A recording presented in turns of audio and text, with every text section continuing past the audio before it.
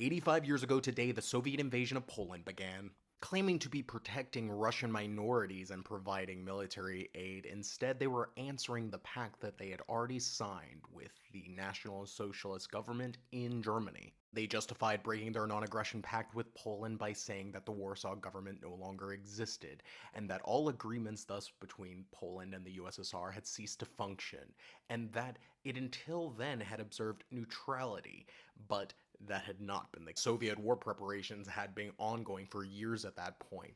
In addition to this, they claimed that they were going to protect their kindred Ukrainian and white Russian people who live on the Polish territory and who are at the mercy of fate and now left defenseless, and that the Red Army will cross the frontier and to take under the protection the life and property of the population of Western Ukraine and Western White Russia. If these justifications seem incredibly familiar, you might have heard the interview that was on German radio today, where the Russian ambassador repeated the same sorts of justifications to justify the invasion of Ukraine. Upon the German and Soviet victory, with Poland no more, they carved up the territory in two and celebrated with military parades. The period that would follow is known as the double occupation, which would cost millions of lives of Polish people. The war would not end, though, with the invasion of Poland and would end up causing the entire world to be drawn into the Second World War, a war that many in Asia, facing the aggression of Imperial Japan, had been facing for years.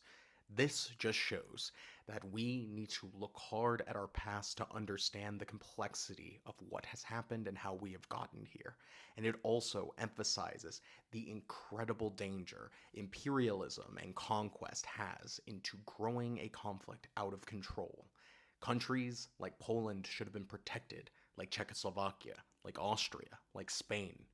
But unfortunately, they were let to fall to fascists, and many, many more would die before the rest of the world would stand up to the threat that was caused.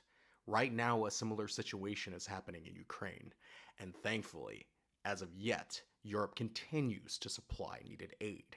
But we know that it needs to be more, or else the war can never be won, and the tyrant in Muscovy will attempt again.